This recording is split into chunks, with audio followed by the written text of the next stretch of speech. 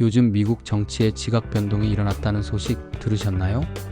테슬라 CEO 일론 머스크가 결국 신당을 창당한다고 선언했습니다.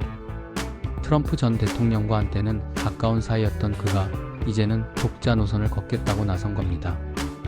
이 결정은 단순한 정치적 갈등을 넘어서 머스크 개인의 성장 배경과 깊은 관련이 있다는 점에서도 주목할 만합니다. 먼저 오늘은 이 충격적인 선언을 중심으로 미국과 해외 언론이 어떻게 보도하고 있는지, 신당 창당이 실제로 가능할지 살펴보겠습니다. 머스크는 미국 독립기념일 다음 날인 7월 5일 자신의 SNS 플랫폼 X를 통해 아메리카당 창당을 공식 선언했습니다. 그는 2대1의 비율로 새로운 정당을 원한다는 국민의 의지를 확인했다며 양당 체제를 비판하고 자신이 직접 대안을 만들겠다고 했습니다.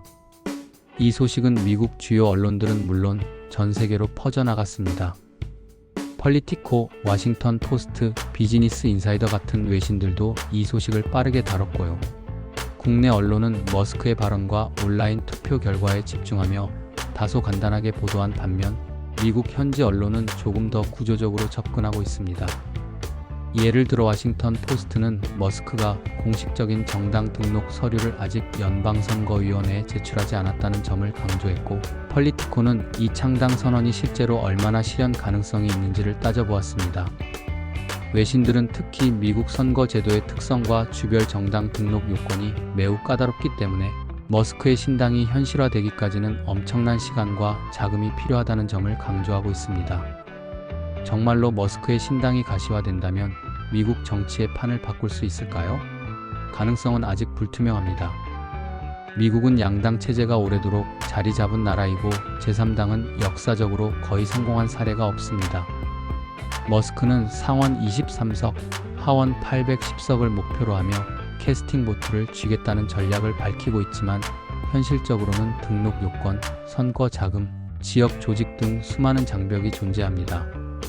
또 일론 머스크가 아무리 영향력 있는 인물이라 하더라도 정당이라는 건 결국 사람이 움직이는 집단이기 때문에 조직을 얼마나 안정적으로 운영하느냐가 관건이 될 겁니다.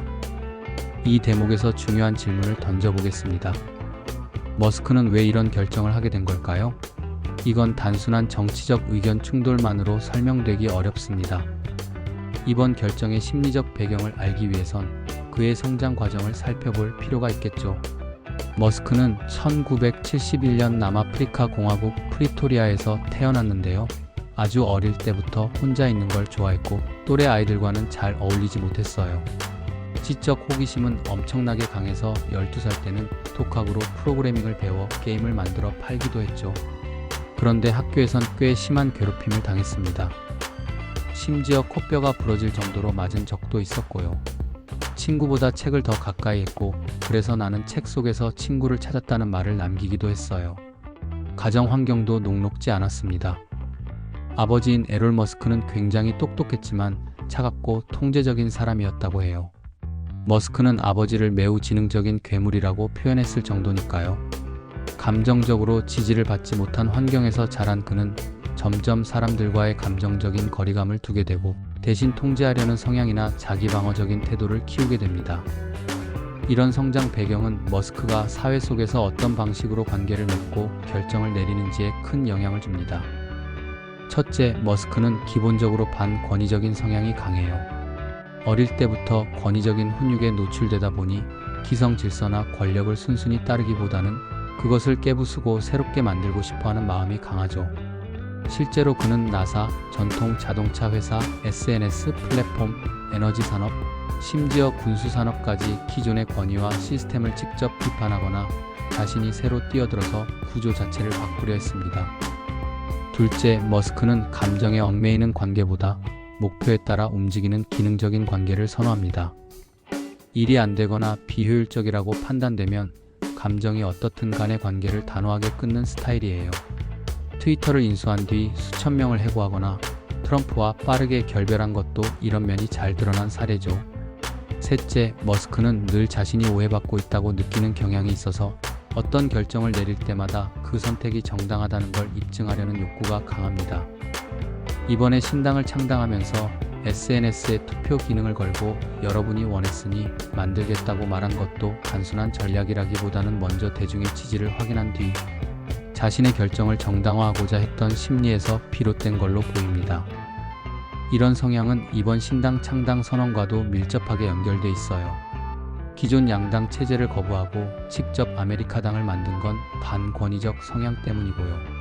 정치 시스템 안에서 자신이 영향력을 직접 행사하려는 건 통제 욕구 때문이죠.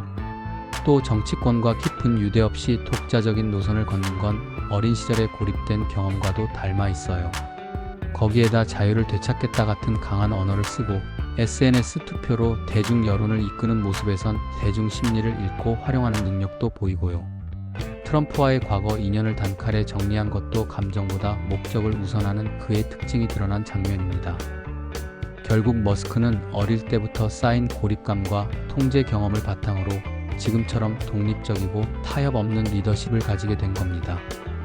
이번 창당 선언은 정치에 관심이 생겨서가 아니라 세상을 바꾸겠다는 오랜 욕망이 다시 한번 드러난 사건이라고 볼 수 있어요. 말하자면 세상을 바꾸고 싶어 했던 한 고독한 개혁가가 다시 무대에 올라선 거죠. 요약하자면 머스크의 신당 창당 선언은 단순한 정치 이벤트를 넘어서 개인의 성장 배경, 철학, 그리고 미국 정치 구조의 맹점을 동시에 드러낸 사건입니다.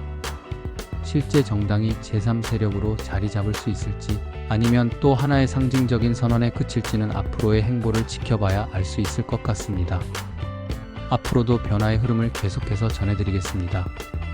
시청해주셔서 감사합니다.